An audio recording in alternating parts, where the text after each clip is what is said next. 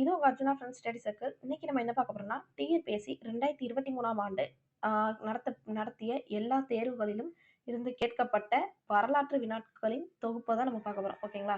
அதாவது TNPSC 2023 history questions எல்லாமே நம்ம பார்க்க போறோம். ஓகே வாங்க பார்ப்போம். ஆல்ரெடி பார்ட் 1 நம்ம அப்லோட் பண்ணிட்டோம். இது வந்து பார்ட் 2ங்க. மறக்காம பார்க்காதவங்க அதையும் பார்த்துருங்க. ஓகேங்களா? மேக்ஸிமம் ப்ரீவியஸ் இயர் கொஸ்டினுக்கு நிறையவே இம்பார்ட்டன்ஸ் குடுக்குறாங்க. அதுலேருந்து மெஜாரிட்டி கொஸ்டின்ஸ் வருது. ஓகேங்களா?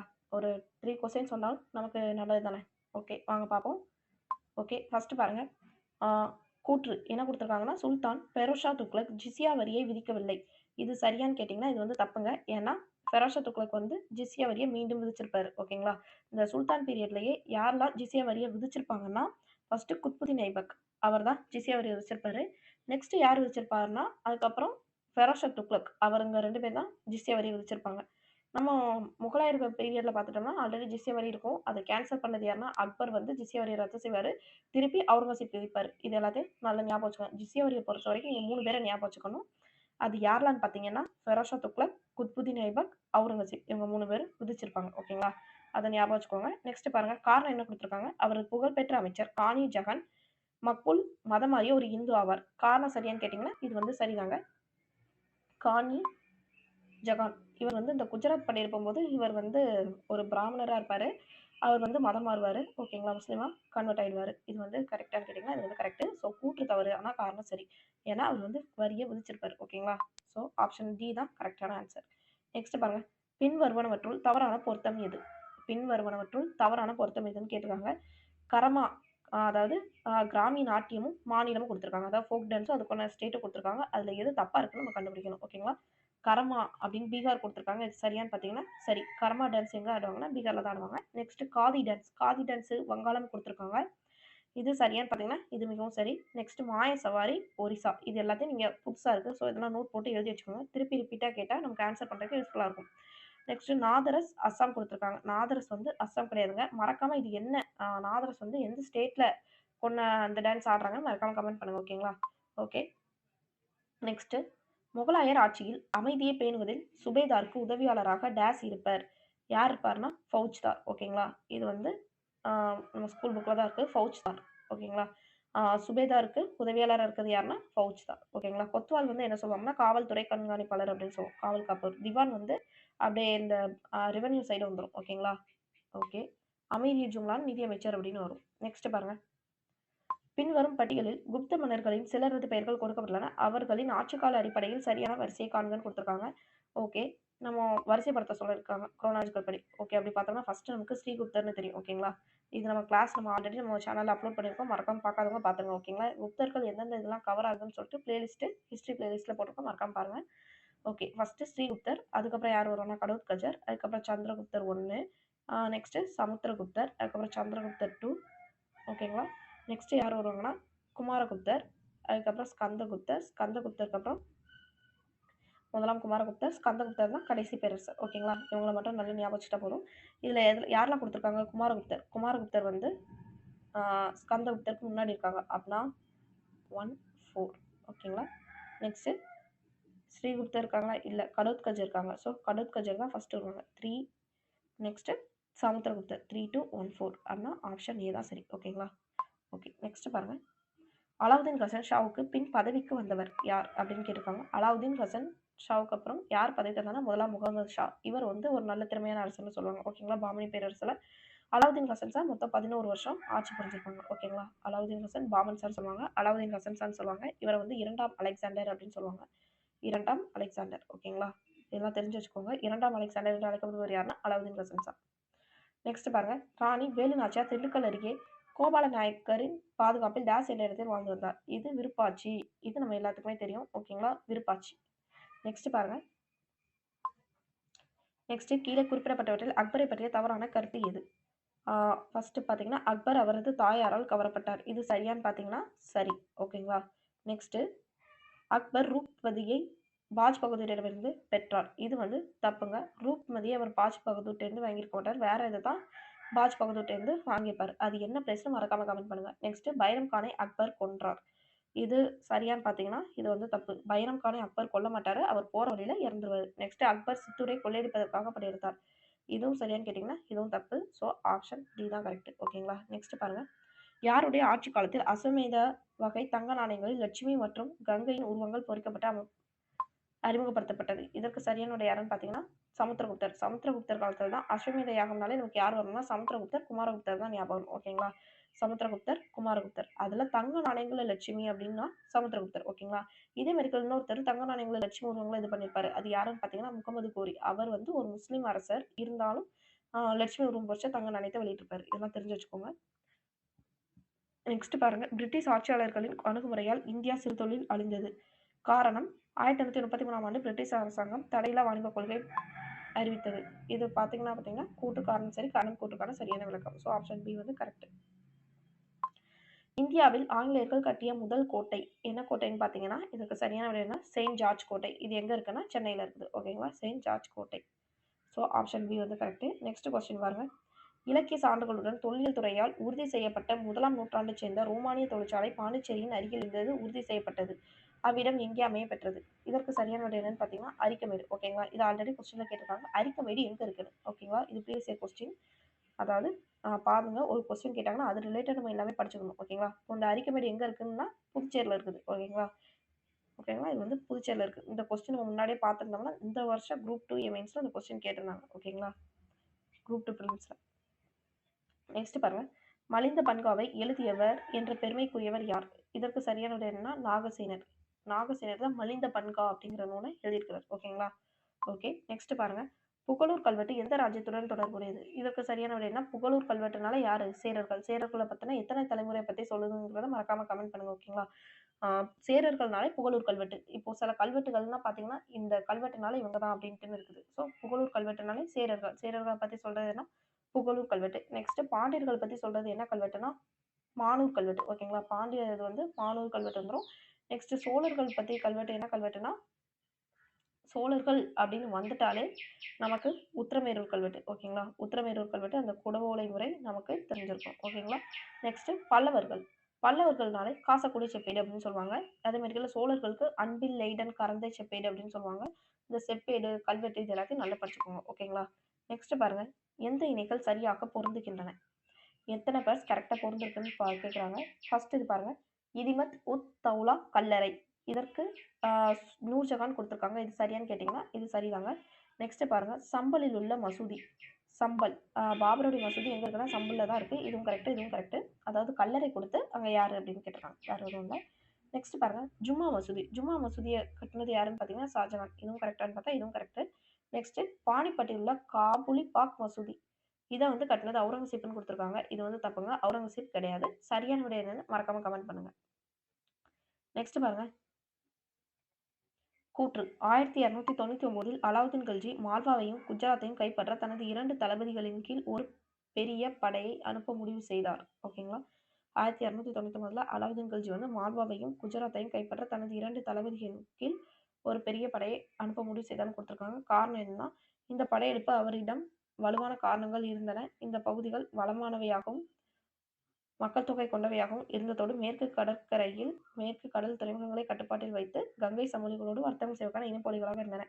இதற்கு சரியான விடை என்னன்னு பார்த்தீங்கன்னா கூற்று காரணம் சரி, காரணம் கூற்றை விளக்குகிறது. ஓகே. நெக்ஸ்ட் பார்ப்போம். நெக்ஸ்ட் கூற்று காரணம் தான் இருக்குது. சிந்து மக்கள் உலோக நாணயத்தை பயன்படுத்தவில்லை கூற்று கொடுத்துருக்காங்க. அதுக்கு காரணம் என்ன கொடுத்துருக்காங்கன்னு பார்த்தீங்கன்னா உலோக நாணயங்களை உருவாக்கும் தொழில்நுட்பம் அவர்களிடம் இல்லை. இதற்கு சரியான விடை என்னன்னு பார்த்தீங்கன்னா கூற்று சரி, காரணம் தவறு. ஓகேங்களா? கூற்று சரி, காரணம் தவறு. காரணம் வந்து சரியா இல்லை. நெக்ஸ்ட் பாருங்க. கிபி 2ஆம் நூற்றாண்டைச் சேர்ந்த இசை ஸ்வரங்கள் அடங்கிய பிராமி கல்வெட்டு எங்கு கண்டுபிடிக்கப்பட்டது? எங்கு கண்டுபிடிக்கப்பட்டது பார்த்தீங்கன்னா அரச்சலூர். ஓகேங்களா? அந்த பிராமி கல்வெட்டுக்குன்னு கொஞ்சம் பிளேஸ் இருக்கு. அதெல்லாம் தெரிஞ்சு வச்சுக்கோங்க. அது இசை ஸ்வரங்கள் அடங்கிய பிராமி கல்வெட்டுங்கிற அரச்சலூர். ஓகேங்களா? ஓகே. நெக்ஸ்ட் கொஸ்டின் பாருங்க.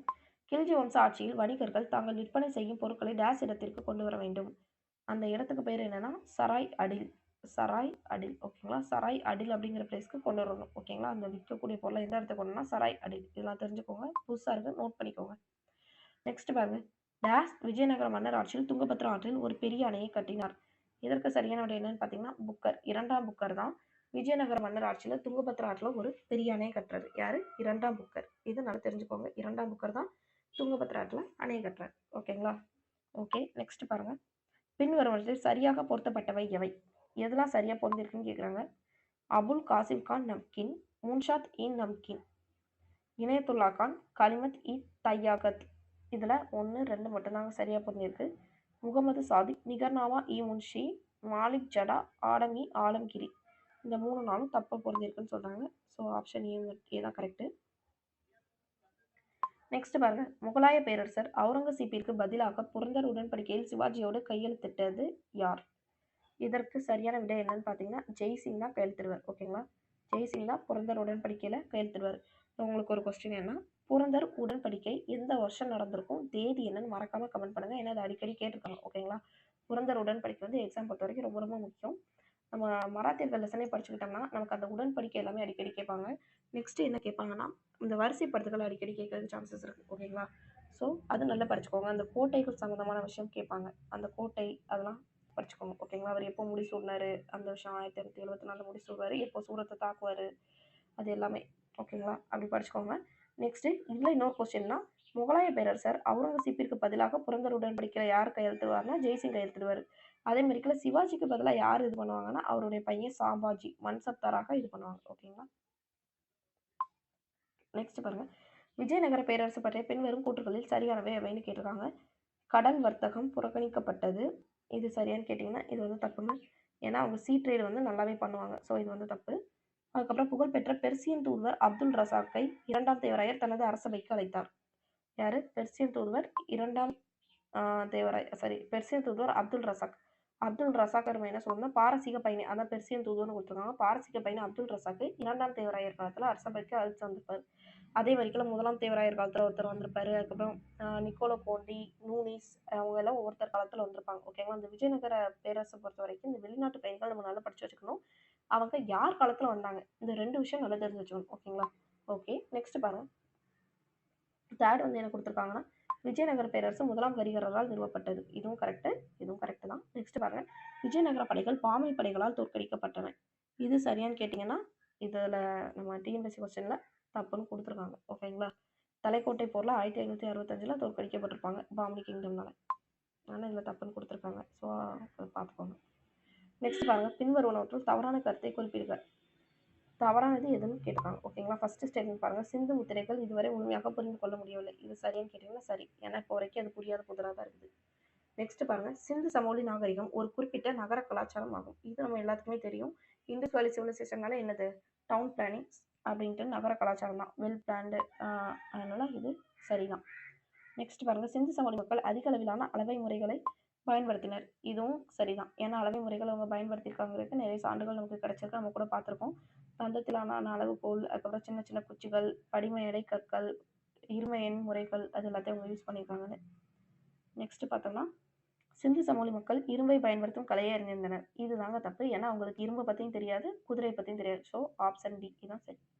நெக்ஸ்ட் பாருங்க, இந்திய சமுதாயத்தில் நிலவிய பல்வேறு முரண்பட்ட சக்திகளுக்கு அப்பாலும் ஆங்கிலேயரின் ஏகாதிபத்தியம் இந்தியாவிற்கு ஒரு அரசியல் ஒற்றுமை அளித்தது அப்படின்னு சொன்னவர் யாருன்னு பார்த்தீங்கன்னா பேராசிரியர் மூன். பேராசிரியர் மூன் தான் அந்த பெரிய டைலாக் சொல்லியிருக்காரு. இதை தெரிஞ்சு வச்சுக்கோங்க. நெக்ஸ்ட் பாருங்க, பத்திரிகை சுதந்திரம் வேண்டி உச்சநீதிமன்றத்தில் ஒரு மனுவை தாக்கல் செய்த சமூக சீர்திருத்தவாதி யார்? பத்திரிகை சுதந்திரம்னாலே நமக்கு யார் வந்தோம்னா ராஜாராம் மோகன் ராய் ஞாபகம் வந்துடும். ஓகேங்களா, ஓகே. நெக்ஸ்ட் பாருங்க, ஓகே,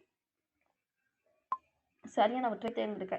கர்னல் மாக்ஸ்வெல் மருது சகோதரர்கள், அதாவது கிளர்ச்சியாளர்கள், அதாவது அந்த நேரத்தில் சுதந்திர போராட்டத்துக்கு போராடினவங்க, அவங்க நேரத்தில் அவங்களை அடக்குனவங்க யாரு அப்படிங்கிறத கொடுத்துருக்காங்க. கர்னல் மாக்ஸ்வெல், இது சரியான்னு கேட்டிங்கன்னா சரிதாங்க. நெக்ஸ்ட் WC ஜாக்சன் கட்டபொம்மன், இது நமக்கு எல்லாத்துக்குமே தெரியும். ஜாக்சன் கலெக்டர் ஜாக்சனுக்கும் கட்டபொம்மனுக்கும் உள்ள மோதல். நெக்ஸ்ட் பாருங்க, கர்னல் அக்னியும் கோபால் நாயக்கன் போட்டிருக்காங்க. இது வந்து கர்னல் அக்னி வந்து கோபால் நாயக்கர் வரமாட்டாங்க. கர்னல் அக்னிக்கு வந்து யார் வருவாங்கன்னா மருது சகோதரர்கள் தான் வருவாங்க. கர்னல் அக்னி மற்றும் இன்னஸ் அப்படின்னு சொல்லிட்டு யாருன்னா நம்ம கட்டபொம்மனுடைய சகோதரர்களை தேடிட்டு வருவாங்க. போது மருது சகோதரர் இல்லைன்றவாங்க, அந்த இதுதான். ஓகேங்களா, நெக்ஸ்ட் கர்னல் இன்னஸ் வேலு நாச்சியார் கொடுத்துருக்காங்க. இதுவும் தப்பு தாங்க. ஸோ 1 மற்றும் 2 தான் சரி. ஓகேங்களா, நெக்ஸ்ட் பாருங்க, பின்வரும் குப்தர் கலையில் தவறான குறிப்பை தேர்ந்தெடு. குப்த கலைஞர்கள் இயல்பானவர்கள், இயற்கை நிலை மாறாதவர்கள். இது சரியான்னு கேட்டிங்கன்னா சரி. நெக்ஸ்ட் அங்கே கூடிய அழகுணர்ச்சியுடைய கலாச்சாரம் இருந்தது. இதுவும் சரியான்னு கேட்டிங்கன்னா இதுவும் சரிதான். இது ஆல்ரெடி எதில் இருக்குன்னு பார்த்தீங்கன்னா நம்ம 12th எத்திக்ஸ் புக்கில் இருக்குது. ஓகேங்களா, 12th எத்திக்ஸ் புக்கில் இருக்குது, இதெல்லாம் படிச்சவங்க. நிர்வாணம் அங்கே முற்றிலுமாக ஒழிக்கப்பட்டது. இது சரியான்னு கேட்டிங்கன்னா இதுவும் சரிதான். மதம் மற்றும் ஆன்மீகம் சார்ந்தது அல்ல. இது வந்து மதம் மற்றும் ஆன்மீகம் சார்ந்தது உண்டு. ஓகேங்களா? அல்லன்னு குடுத்துருக்காங்க. அதனால இது வந்து தப்பு. ஓகேங்களா? இந்த டேட்டா அப்படியே அச்சு மாறாம 12த் எத்திக்ஸ் புக்ல இருக்குது. ஸோ அதெல்லாம் படிச்சிருங்க. ஓகேங்களா? ஸோ 1, 2, 3 சரி, 4 வந்து தப்பு. நெக்ஸ்ட் பாருங்க. பின்வரும் கூற்றை கவனி.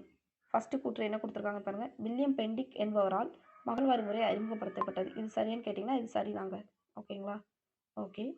நெக்ஸ்ட் பாருங்க. மகள்வாரி முறை 1833ஆம் ஆண்டு தோற்றுவிக்கப்பட்டது. இதுவும் சரியான்னு பார்த்தீங்கன்னா, இதுவும் சரிதான். 1833ல மகள்வாரி முறைய ஸ்டார்ட் பண்ணியிருப்பாங்க. யாருன்னா வில்லியம் பெண்டிக் இது. நெக்ஸ்ட் லார்ட் மெக்கன்சி தான் இத பத்தின ஃபர்ஸ்ட் ஐடியா குடுத்திருப்பாரு. நெக்ஸ்ட் மகள்வாரி முறையில் அரசாங்கமே நிலத்தின் சொந்தக்காரர் ஆவார். இது சரியான்னு பார்த்தீங்கன்னா, இது வந்து தப்பு. அரசாங்கம் நிலத்தோட சொந்தக்காரரா இருக்க மாட்டாங்க. நிலத்தோட சொந்தக்காரரா வில்லேஜ் விஏஓ கிராம நிர்வாக அலுவலர் அவங்க தான் இதா இருப்பாங்க. ஓகேங்களா? ஸோ 3வது வந்து தப்பு. மகள்வாரி முறையில் கிராம குழுவானது வரி வசூலிக்கும் பொறுப்பு கொண்டது. இது சரிங்க. ஸோ 1, 2, 4 சரி. ஆப்ஷன் என்ன ஆப்ஷன் பார்த்துடலாமா? சி. அதான் கரெக்ட். நெக்ஸ்ட் பாருங்க. காளிபங்கன் எந்த ஆற்றங்கரையில் அமைந்துள்ளது? இது நம்ம ஆல்ரெடி இண்டஸ் வேலி சிவிலைசேஷன் நம்ம வீடியோ போட்டிருக்கோம். அதில் போய் பாருங்க. 6th, 9th, 11th இது எல்லாத்தையும் கம்பைன் பண்ணி ப்ளஸ் 11th எத்திக்ஸ் எல்லாத்தையும் கம்பைன் பண்ணி இந்த வீடியோ போட்டிருக்கோம். காளிபங்கன் எந்த ஆறுனா காகர் நதி. காக்கான்னு ஞாபகம் வச்சுக்கணுங்கன்னு கூட நான் சொன்னேன். ஓகேங்களா? ஓகே. நெக்ஸ்ட் பாருங்க. சரியான பதிலை தேர்ந்தெடுக்கவும். குத்புத்தீன் பற்றி பின்வரும் கூற்றுகளில் எவை உண்மையானவை? ஓகே. குத்புத்தீனை பத்தின அதை கொடுத்துருக்காங்க. எதெல்லாம் உண்மைன்னு பார்ப்போம். அவர் தான் இந்தியாவில் துருக்கி ஆதிக்கத்தினை உண்மையாக நிறுவினார். இது சரியான்னு கேட்டீங்கன்னா சரிதான். நெக்ஸ்ட் அவர் தான் 40 குழுவை ஏற்பாடு செய்தார். இது வந்து தப்புங்க. ஏன்னா 40 குழுவை ஏற்பாடு செய்தவர் யாருன்னு பார்த்தா இல்துமிஸ். அவர் தான் 40 குழுவை ஏற்பாடு செஞ்சிருப்பார். இதை ஒழித்தவர் யாருன்னு பார்த்தீங்கன்னா 40 குழுவை பால்பன் தான் ஒழிச்சிருப்பார். ஓகேங்களா? பால்பன் தான் 40 குழுவை ஒழிச்சிருப்பார். நெக்ஸ்ட் அவர் குதுப் கட்டடத்தின் கட்டுமான பணியை தொடங்கினார். இது சரியான்னு கேட்டீங்கன்னா சரி. அவர் தான் ஸ்டார்ட் பண்ணுவார். ஆனால் அதை முடிச்சு வைக்கிறது யாருன்னா இல்துமிஸ் தான் முடிச்சு வச்சிருப்பார். So option Delhi. நெக்ஸ்ட் பாருங்க. கூற்று மற்றும் காரணம். அக்பர் வந்து மன்சப்தாரி முறையை அறிமுகப்படுத்தினார். இது வந்து சரியான்னு கேட்டீங்கன்னா சரி. உங்களுக்கு ஒரு கொஸ்டின் என்னன்னா அக்பர் மன்சப்தாரி முறையை அறிமுகப்படுத்த இது கரெக்ட். அந்த அக்பர் மன்சப்தாரி முறையை அறிமுகப்படுத்திய ஆண்டு எதுன்னு மறக்காம கமெண்ட் பண்ணுங்க ஃப்ரெண்ட்ஸ். ஓகேங்களா? நெக்ஸ்ட் இந்த முறை ஈரானிலிருந்து கடன் வாங்கப்பட்டது. இது வந்து சரியான்னு பார்த்தீங்கன்னா இது வந்து தப்பு. ஸோ கூற்று சரி, காரணம் தவறு. ஆப்ஷன் ஏ தான் கரெக்ட். நெக்ஸ்ட் பாருங்க. விஜயநகரம் நகரத்தின் சுற்றளவு 60 மைல் என்று குறிப்பிடும் வெளிநாட்டு பயணி யார்? ஓகேங்களா? இதுக்கு சரியான விடை என்னன்னு பார்த்தீங்கன்னா நிக்கோலோ போண்டி. இவர் தான் விஜயநகரத்தோட சுற்றளவு வந்து 60 மைல் அப்படின்னு சொல்லுவாரு. இதுல உங்களுக்கு என்ன கொஸ்டின்னா நிக்கோலோ போண்டி வந்து விஜயநகர பேரரசர் காலத்துல தான் வந்திருப்பாரு. ஆனா எந்த ஆட்சியாளர் காலத்துல வந்திருப்பாரு? முதலாம் தேவராயரா, இரண்டாம் தேவராயரா? ஆல்ரெடி இரண்டாம் தேவராயருக்கு நம்ம என்னன்னு பார்த்துட்டோம். பாரசீக பயணி அப்துல் ரசாக்னு பார்த்துட்டோம். நீங்க முதலாம் தேவராயரா, இரண்டாம் தேவராயரா, இல்ல விஜயநகர கிருஷ்ணதேவராயரா யார் காலத்துல வந்திருப்பாங்கன்னு மறக்காம கமெண்ட் பண்ணுங்க. ஓகேங்களா? ஓகே. நெக்ஸ்ட் பார்க்கலாமா? இந்திய வர்த்தகர்கள் பர்மாவிலிருந்து இந்தோனேஷியா வரை பயணம் செய்த பகுதிக்கு டேஸ் என்று பெயர். இதற்கு சரியான ஆன்சர் என்ன? சுவர்ண பூமி. இந்திய வர்த்தகர்கள் பர்மால இருந்து இந்தோனேஷியாவுக்கு போன பயணம் செஞ்ச பகுதிக்கு என்ன பேருன்னா சுவர்ண பூமி அப்படின்னு பேர். இன்னொரு கொஸ்டின் நான் இப்போ உங்ககிட்ட சொல்றேன். அதாவது பாகியன் வந்து பிராமணர்களின் பூமி அப்படின்னு சொல்லியிருப்பாரு. குப்தர் காலத்துல பிராமணர்களின் பூமி, கங்கை சமவெளி போதே பிராமணர்களின் பூமி அப்படின்னு சொன்னது யாருன்னா பாகியன். இது தெரிஞ்சு வச்சுக்கோங்க. ஓகேங்களா? நெக்ஸ்ட் பாருங்க. சுவர்ண பூமினா எனது பர்மால இருந்து இந்தோனேஷியா சுவர்ண பூமி. பிராமணர்களின் பூமினா கங்கை சமவெளி. யார் சொல்லிப்பா? பாகியன் சொல்லியிருப்பார். நெக்ஸ்ட் பாருங்க. தவறான கூற்றை தெரிவு செய்க. தற்கால இந்தியாவில் சிந்து நாகரிக பொம்மை வண்டி மாதிரிகள் புழக்கத்தில் உள்ளன. இது சரியான்னு கேட்டீங்கன்னா சரிதான். சிந்து நாகரிக கால் சக்கர மண்பாண்டங்கள் தற்போது வடமேற்கு இந்தியாவில் புழக்கத்தில் உள்ளன. இதுவும் சரிதாங்க. நெக்ஸ்ட் விலை உயர்ந்த கற்பாசி கற்களில் இருந்து பாசிமணி தயாரிக்கும் சிந்து நாகரிக தொழில்நுட்பம் தற்போது நடைமுறையில் உள்ளது. இது சரியான்னு கேட்டீங்கன்னா இதுவும் சரிதான். கோட்டை அரணுடன் கூடிய நகர கட்டமைப்பு திட்டம் தற்போதும் நடைமுறையில் உள்ளது. இது வந்து தப்புங்க. யாரும் கோட்டை வச்சலாம் யாரும் இப்போ கட்டுறது இல்லை. ஸோ ஆப்ஷன் டெல்லி தான் தப்பு. நெக்ஸ்ட் பாருங்க. அக்பரின் அரசவையில் மிகவும் பிரபலமான எழுதுபவர் முகமது ஹுசைன் காஷ்மீரி ஆவார். அவருக்கு டேஸ் என்ற பட்டம் வழங்கப்பட்டது. இதற்கு சரியான விடை என்ன? ஜாரின் களம். ஜாரின் களம் பட்டம் யாருக்கு கொடுத்துருக்காங்கன்னா முகமது ஹுசைன் காஷ்மீரி. காஷ்மீருக்கு களம் பட்டம் கொடுத்துருக்காங்க. அதாவது ஜாரின் களம். ஓகேங்களா? ஞாபகம் வச்சுக்கோங்க. சிவாஜியின் வாரிசுகளை சரியாக காலவரிசைப்படுத்துக. இதை நம்ம சரியாக காலவரிசைப்படுத்தணும்னா யார் வருவாங்கன்னா ஃபர்ஸ்ட் வந்து சம்பாஜி. அவர் தான் ஃபர்ஸ்ட் வருவார். ஃபர்ஸ்ட் யார் இருப்பா? நமக்கு சிவாஜி இருப்பாங்க. சிவாஜியோட பையன் யாருன்னா சம்பாஜி இருப்பாரு. நெக்ஸ்ட் வந்து யார் இருப்பாருன்னா முதலாம் ராஜாராம். சம்பாஜியோட தம்பி. சாம்பாஜியோட தம்பி வந்து முதலாம் ராஜாராம் வருவார். சாரி, முதலாம் ராஜாராமுக்கு பிறந்த ராமராஜா, அதில் ராஜாராம் வருவாங்க. 4, 3. நெக்ஸ்ட் இரண்டாம் சிவாஜி வருவாங்க. அதுக்கப்புறம் முதலாம் சாகு. முதலாம் சாகுக்கு அப்புறம் யார் வருவாங்கன்னா ராம்ராஜா வருவாங்க. 4, 3, 2, 1, 5. Option A. ஓகேங்களா? நெக்ஸ்ட் பாருங்க. திவானி கோகி என்ற விவசாயத்துறையை ஏற்படுத்தியவர் யார் அப்படின்னு கேட்டிருக்காங்க. திவானி கோகி அப்படிங்கிற விவசாயத்துறையை ஏற்படுத்தியவர் யாருன்னா முகமது பின் துக்ளக். இந்த முகமது பின் துக்ளக் ஆட்சியில ஒரு 3 மாற்றத்தை கொண்டு வந்திருப்பாரு. ஃபர்ஸ்ட் என்ன பண்ணுவாருன்னா, தலைநகர் மாற்றம். தலைநகர் எங்க மாத்திருப்பாருன்னா, ஃபர்ஸ்ட் கேபிட்டல் சேஞ்ச். ஓகேங்களா? தலைநகர் எங்க இருந்து மாத்திருப்பாருன்னா, டெல்லியில இருந்து தௌலதாபாத்துக்கு மாத்திருப்பாரு. ஓகேங்களா? சிசி அதாவது கேபிட்டல் சேஞ்ச் டெல்லி டு தௌலதாபாத்துக்கு மாத்திருப்பாரு. நெக்ஸ்ட் அந்த தௌலதாபாத்துக்கு ஃபர்ஸ்ட் என்ன நேம்னா தேவகிரின்னு இருக்கும். அதைத்தான் என்னன்னு மாத்திருப்பாருன்னா தௌலதாபாத்னு மாத்திருப்பாரு. ஓகேங்களா? தௌலதாபாத்னு மாத்திருப்பாரு. இது ஃபர்ஸ்ட் இது. ரெண்டாவது என்ன சேஞ்ச் கொண்டு வந்திருப்பாருன்னா தோவா பகுதியில வரி விதிப்பாரு. ஓகேங்களா? தோவா பகுதியில வரி விதிப்பாரு. அதாவது தோவாப்புங்கிறது என்னன்னா நல்ல விளையிற இடம். அது வந்து ஒரு டெல்டா பகுதியா இருக்கும். நல்ல விளையும். அந்த இடத்துல அவர் என்ன பண்ணுவாருன்னா விவசாயத்துக்கு பண்ணணும்னா வரி கேட்பாரு. ஒரு நிறையவே வரி கேட்பாரு. இவர் போட்ட நேரம் பார்த்து பஞ்சம் வந்துடும். ஸோ அந்த இதுக்காண்டி தக்காவி அப்படின்னு ஒரு கடன் வழங்குற முறையை கொடுப்பாரு. விவசாயத்தை மீட்டு இருக்கணுங்கிறதுக்காண்டி திவானி கோகி அப்படின்ற துறையை அப்போ தான் ஸ்டார்ட் பண்ணுவார். நெக்ஸ்ட் மூணாவது இது என்ன கொண்டு வந்திருப்பாருன்னா மூணாவது இது அடையாள நாணய முறை இன்ட்ரடியூஸ் பண்ணியிருப்பாரு. அதுவும் தோல்வியில முடியும். இந்த 3 தான் முகமது பின் துக்ளக்கை பொறுத்தவரைக்கும். ஓகேங்களா? நெக்ஸ்ட் பாருங்க. குப்தர் காலம் இலக்கியம், கலை ஆகியவற்றின் பொற்காலம் என்று அழைக்கப்படுவது சரியாகும். இது கரெக்டான்னு கேட்டீங்கன்னா இது கரெக்ட் தான். பிற்கால குப்தர் காலத்தில் பெண்களின் நிலையில் சரிவு, நகர்ப்புற மையங்களின் வீழ்ச்சி, சமூக சீர்குலைவு, அதிகரிப்பு, உட்பிளவுகள் ஆகியவை இருந்தன. இதுவும் சரியான்னு கேட்டீங்கன்னா இது சரி. ஆனா இது விளக்குதா? இல்ல. இவங்க பொற்காலம் சொல்லியிருக்காங்க. இங்க நல்லா இருக்குன்னு சொல்லியிருக்கணும். ஆனா இங்க நல்லா இருக்கதா சொல்லியிருக்காங்க. ஸோ கூற்றும் சரி, காரணம் சரியா. ஆனா காரணம் கூற்றுக்கான சரியான விளக்கம் அல்ல. ஆப்ஷன் பி தான் கரெக்ட். நெக்ஸ்ட் பாருங்க. ஆப்கானிஸ்தானுடனான வர்த்தகத்தில் மிக முக்கிய ஆதாரமாக தொலைவில் உள்ள ஹரப்பன்களின் புறக்காவல் நிலையமாக இருப்பது. ஹரப்பன்களுடைய புறக்காவல் நிலையம். புறக்காவல் நிலையம் போலீஸ் ஸ்டேஷன் என்னன்னு பார்த்தீங்கன்னா சாட்டுகாய். சாட்டுகாய் தான் ஹரப்பன்களுடைய புறக்காவல் நிலையம். ஓகேங்களா? நெக்ஸ்ட் பாருங்க. கிபி 1425 வரை டேஸ் பாமனி அரசின் தலைநகரமாக விளங்கியது. எது தலைநகரமா இருந்துச்சுன்னா குல்பர்கா தான் இருக்கும். ஓகேங்களா? அதுக்கப்புறம் தான் தலைநகரத்தை எங்க மாற்றுவாங்கன்னா பீடாருக்கு மாற்றுவாங்க. ஓகேங்களா? நெக்ஸ்ட் பாருங்க. கிபி 2 மற்றும் 4ஆம் நூற்றாண்டு காலத்திய பௌத்த மடாலயமானது குஜராத் மாநிலத்தின் டேஷ் நகரில் அகழ்வாராய்ச்சி துறையின் மூலம் கண்டுபிடிக்கப்பட்டுள்ளது. இதற்கு சரியான விடை என்னன்னு பார்த்தீங்கன்னா வாத் நகர். இதைத்தான் அகழ்வாராய்ச்சி மூலமா கண்டுபிடிச்சிருப்பாங்க. இதுவும் நம்ம ஸ்கூல் புக்ல இருக்குது ஃப்ரெண்ட்ஸ். 12th எத்திக்ஸ் புக்ல இருக்குது. ஓகே, நெக்ஸ்ட் பாருங்க.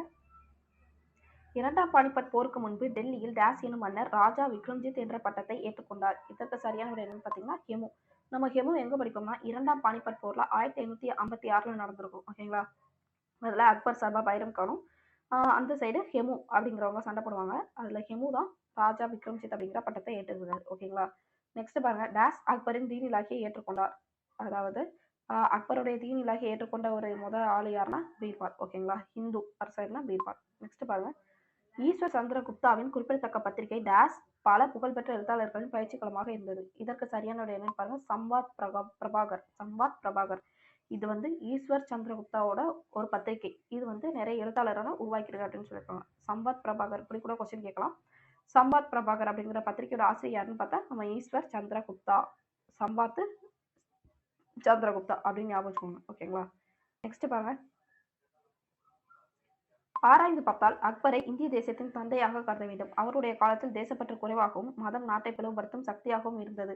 அக்பர் மத பிரிவினைவாதங்களை கலைந்து அந்த இடத்தில் இந்திய தேசியம் என்ற முன்னோடியான பொது மனப்பான்மையை முன்வைத்தார் என்று கூறியவர் யாருன்னு பார்த்தீங்கன்னா ஜவஹர்லால் நேரு. ஜவஹர்லால் நேரு தான் அக்பரை பத்தி இப்படி புகழ்ந்து பேசியிருக்காரு. பட் அது எல்லாமே 100க்கு 100 உண்மை. ஏன்னா தீன் இலாகி ஆரம்பிச்சிருப்பாரு. சுல்லிக்குல் அப்படின்ட்டு அந்த அனைவருக்கும் அமைதி அப்படின்னு எல்லா மதத்தையும் ஒன்றிணைக்க பார்த்திருப்பாரு. ராஜபுத்திர கொள்கை அவர் ஃபாலோ பண்ணியிருப்பாரு. இந்து அரசர் எல்லாத்தையும் மெஜாரிட்டி அந்த பிரபு கலவையில் வச்சிருப்பாரு. அதுக்கப்புறம் ஜிசியா வரியை கட் பண்ணியிருப்பாரு.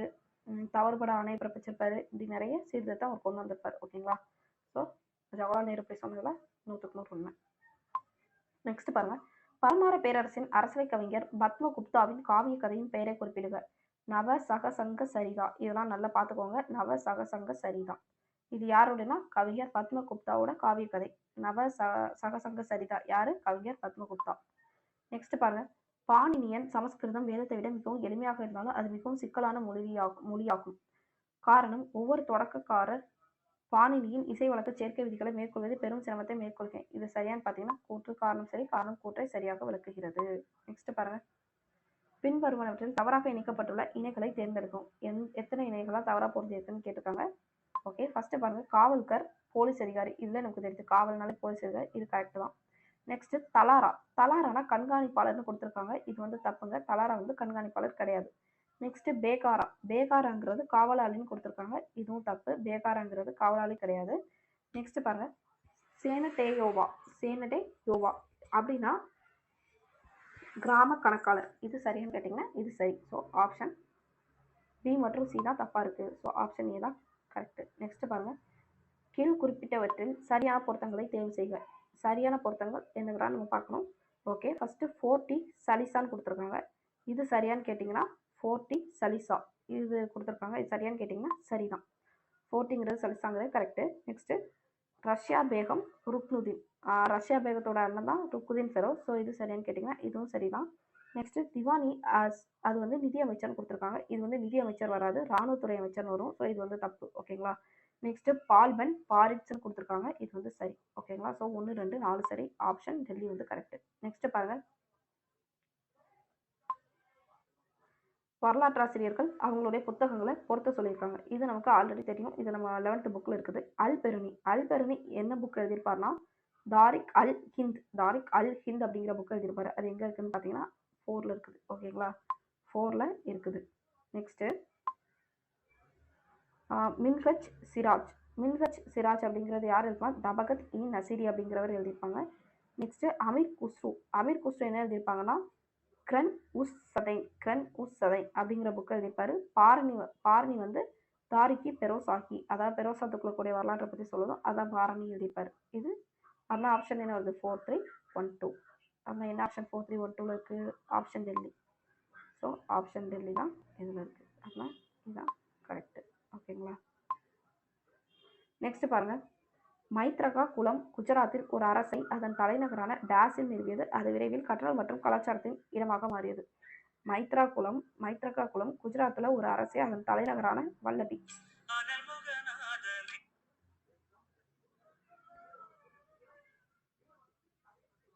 ஓகே, நெக்ஸ்ட் பாருங்க, மைத்ரகா குளம் குஜராத்தில் ஒரு அரசை அதன் தலைநகரான டேஸில் நிறுவியது. அது விரைவில் கற்றல் மற்றும் கலாச்சாரத்தின் இடமாக மாறியது. இதற்கு சரியான விடை என்னன்னு பார்த்தீங்கன்னா வல்லபி தான் கற்றல் இடமாக மாறியிருக்கும். ஓகேங்களா.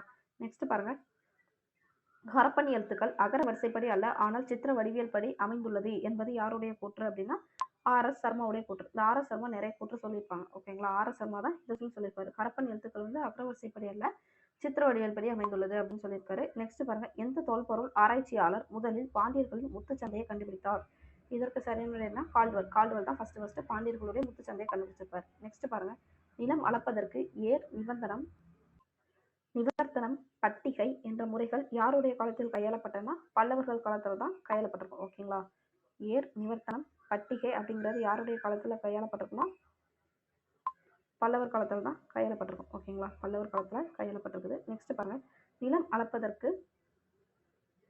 ஓகே திருப்பி ஒரு வந்திருக்கு. நெக்ஸ்ட் பாருங்க, டேஸ் நாலந்தா பல்கலைக்கழகத்தை தோற்றுவித்தார்.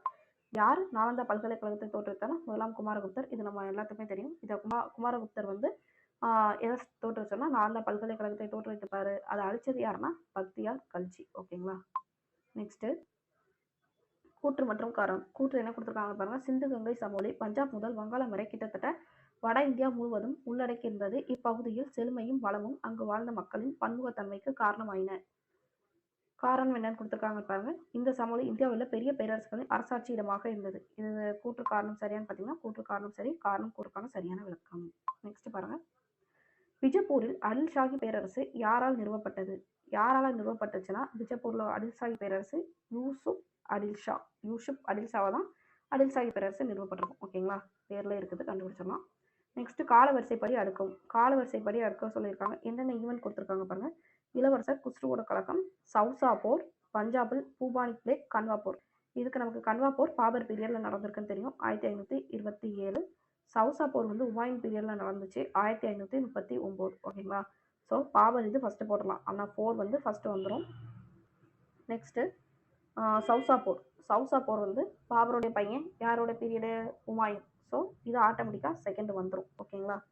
நெக்ஸ்ட் இளவரசர் குஸ்ருவோட கழகம். இளவரசர் குஸ்ரு வந்து யாருன்னா ஜஹாங்கீர் பீரியட்ல இருப்பார். அதாவது அக்பர் ஜஹாங்கீருடைய பையன் தான் குஸ்ரு. ஸோ இவர் தான் அடுத்து வருவார். ஓகேங்களா. 3வது. நெக்ஸ்ட் பஞ்சாப்ல பூபானி பிளேக் எப்போ நடந்ததுன்னா கடைசி 4 2 1 3. ஆப்ஷன் ஏ வந்து கரெக்ட். நெக்ஸ்ட் பாருங்க, இது நம்ம அழகா எலிமினேட் டெக்னிக்கை யூஸ் பண்ணி இது பண்ணிக்கலாம். 4 2 எங்க கண்டினியூஸ் ஆகுதுன்னா ஆப்ஷன் ஏ மட்டும் தான். ஸோ அப்படியே செலக்ட் பண்ணிடலாம். நெக்ஸ்ட் பாருங்க, அமீர் குஸ்ரு தனது மகளிடம் சுழலும் சக்கரத்தின் குலையை விட்டு வெளியேற வேண்டாம், எப்போதும் வீட்டின் சுவரை நோக்கி முகத்தையும் வீட்டின் வாசலையும் நோக்கி பின்புறத்தையும் வைத்திருக்க வேண்டும், இதனால் யாரும் அவளது முகத்தை பார்க்க முடியாது என்று அறிவுரை கூறியுள்ளார்.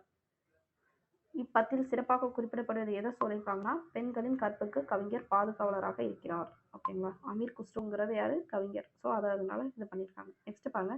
குஜராத் மொழியில் லோத்தல் என்பதில் உள்ள லோத் என்பதன் பொருள் என்ன? இதற்கு சரியான விடை என்னன்னு பார்த்தீங்கன்னா, இறந்த. இது நம்ம டெஸ்ட் பேட்ச் கொஸ்டின்ல கூட கேட்டிருந்தோம். பாருங்க, இறந்த. நெக்ஸ்ட் பாருங்க. ஹரப்பா நாகரிகத்தில் பயன்படுத்தப்படாத உலோகம் எது? என்னதுன்னு பார்த்தீங்கன்னா, இரும்பு. இரும்பு தான் ஹரப்பா நாகரிகத்தில் பயன்படுத்தப்படாத உலோகம். இரும்பு மற்றும் குதிரை. நெக்ஸ்ட் பாருங்க.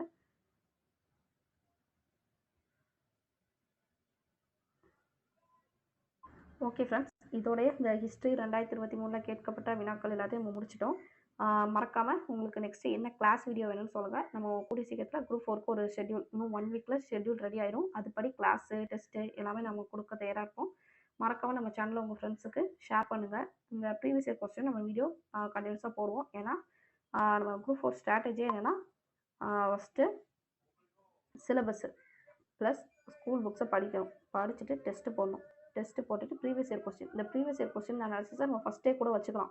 ஓகேங்களா? ஏன்னா நீங்கள் ஃபஸ்ட்டே ப்ரீவியஸ் இயர் கொஸ்டின் பார்த்துட்டிங்கன்னா உங்களுக்கு எப்படி கேட்குறாங்கன்னு தெரிஞ்சிடும். மேக்ஸிமம் ப்ரீவியஸ் இயர் கொஸ்டின் எது கேட்குற கொஸ்டின் வருது. ஓகேங்களா? ப்ரீவியஸ் இயர் கொஸ்டினில் உள்ள கொஸ்டின் ஒரு 5 கொஸ்டினாக ரிஃப்ளெக்ட் ஆகுது. ஓகேங்களா? ஸோ அதுவும் நல்லா பார்த்துக்கோங்க. ஏன்னா காம்படிஷன் வந்து இந்த குரூப் 4க்கு பயங்கர ஹெவியாக இருக்கும். ஏன்னா வேக்கன்சி வந்து ரொம்ப கம்மி. கட் ஆஃப் அப்படிங்கிற உங்களுக்கு 180+ இருந்தால் தான் கன்ஃபார்ம் நீங்கள் ஒரு நல்ல சேஃப் ஜோனில் இருக்க முடியும். ஓகேங்களா? 175 அல்லது 180+ இருக்கணும். ஓகேங்களா? ஓகே ஃப்ரெண்ட்ஸ், மறக்காம உங்களுக்கு நெக்ஸ்ட் என்ன கிளாஸ் வீடியோ வேணும்னு சொல்லுங்கள். நம்ம அதுக்குள்ளே ஸ்கெட்யூல் இந்த 1 வீக்கில் ரெடி ஆகிடும். May 1லேருந்து நம்ம ஸ்கெட்யூல் படி ஸ்டார்ட் பண்ணிடலாம். ஓகேங்களா? ஓகே, எல்லோரும் நல்லா படிங்க. All the best. Okay, bye. Thank you.